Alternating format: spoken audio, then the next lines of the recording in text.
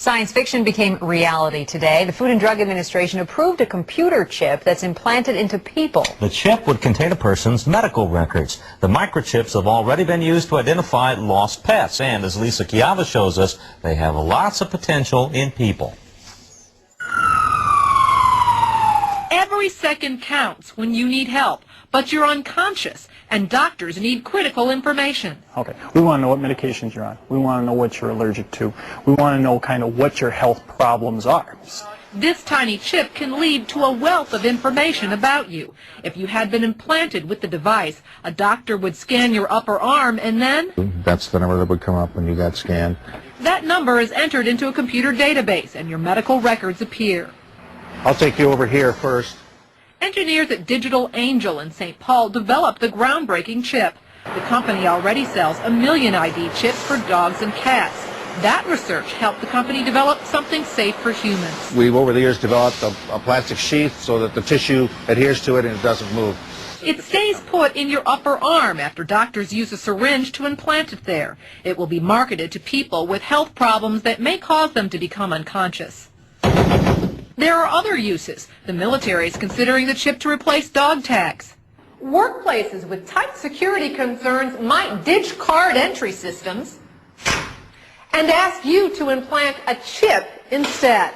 A few dozen people are already using them that way, but the approval for medical uses means Digital Angel's product will save lives and increase business here. But certainly we would expect to have a significant increase in the next short term, 2 to 3 years.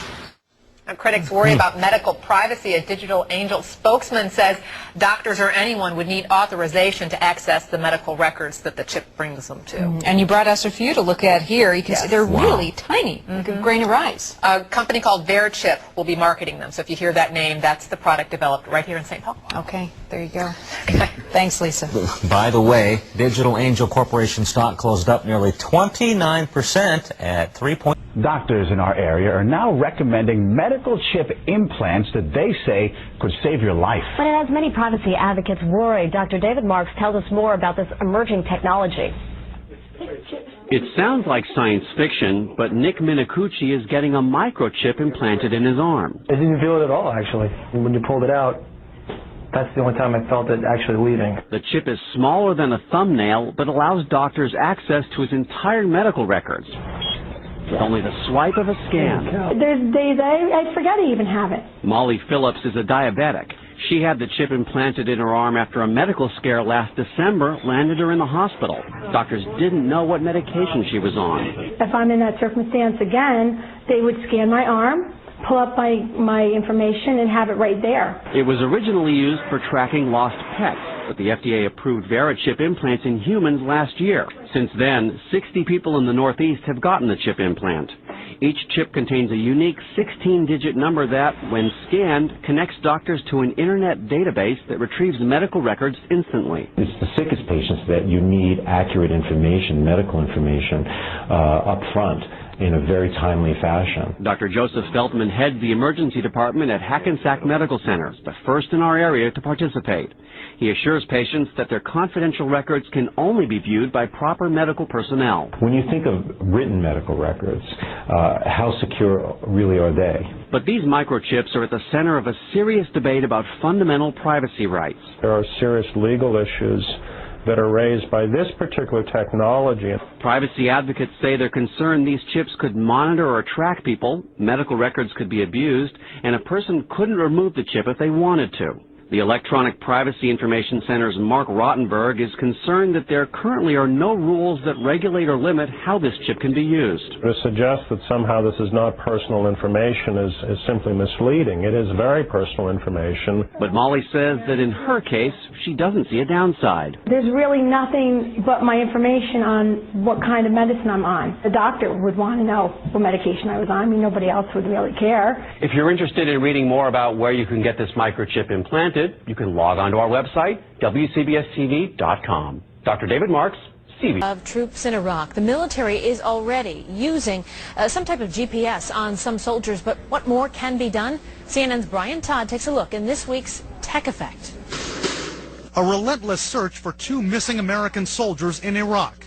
Could tracking devices placed on their bodies have helped to find them faster? That kind of technology does exist. Obviously, it's not down to fine microchips at this point, but it does exist and is used in this theater by certain forces when they're conducting the specialized type missions. Because of the high risk and sensitivity of those missions, we cannot say what units the troops who carry tracking devices are assigned to, what the equipment looks like, or where it's placed on the body. Just about every U.S. military vehicle in Iraq has GPS or another type of electronic tracking device so their commanders can monitor them. It's called Blue Force tracking. Some law enforcement units back home have experimented with chips that give physical data about officers but don't have tracking signals. U.S. military officials say soldiers and Marines in most regular combat units in Iraq, like the Missing Soldiers Division, are not outfitted with tracking devices. One reason, the high cost. Another, the danger involved if a soldier carrying one gets captured. That provides certain options for the adversary.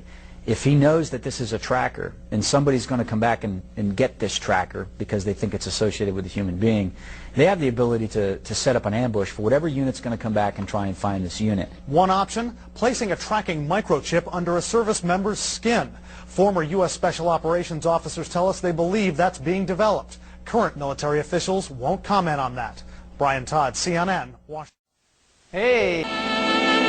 Sometime in the next century, because computer chips are getting smaller and faster, and eventually the time will come when a child is implanted with a little chip back here and will learn to control the chip in the same way that you learn to control your bodily functions and your voice and your movements, so that not only can you... Right now my mind is telling my body to talk, and it's supplying my mouth with the words that I'm giving to you, and the mind could also learn to say to the chip, go to a certain web page, download some information, and supply it to the inside of my eyeballs. You believe that you're going to be actually able to tell your mind through a chip to provide you with information that you can then speak. So on this program, this would be great for me. You put a little chip in there, and if I didn't know something, I could say to the chip, would I have to say it out loud or just think it?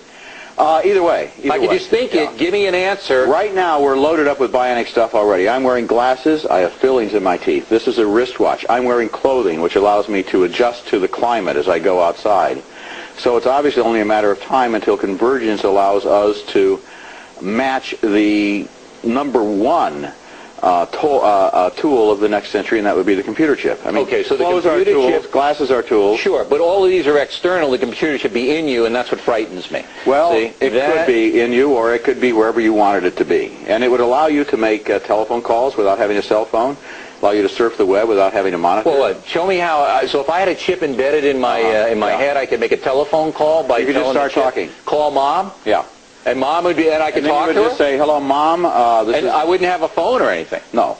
And so you'd have to have some body language so people would know what you were doing. Let's say you're standing at the American Airlines terminal. Yeah. And you're calling the Advantage desk and saying, I've missed my flight. Do you have any seats at 10 o'clock? Mm-hmm. Okay, if you're standing there saying that, somebody's going to look at you like you're one of these crazy... But not if everybody had the chip. They'd all know what was going on. Well, but you would do this. Right. You go there with a little phone. This means I'm not just talking to myself, I'm talking on the phone. This and then sounds if you're reading the web on the inside of your eyeballs... Yeah. It would look rude to people. It would look like I'm staring straight through you. But I'm not staring straight through you. I'm looking at the Fox News webpage, right? Mm-hmm. So how do I want people to know that? I would just go like this. You know, so the whole sign language thing of what would... This sounds so unbelievable. If I'm downloading information... But it's true. It could happen, right? Well, you see, my article is half serious and it's half satirical. I don't know which half is half, though, because... things are converging so quickly, and computers are already such an amazing tool. But we've checked it out a little further than your article, and the scientists tell us that it is absolutely true and absolutely possible for a human being to have a chip embedded in their system and to have many, many things appear in their mind upon command. So you would say, I need to know the name of the 18th president. Bing! Not only that, I meet you and I call up your credit report while we're talking.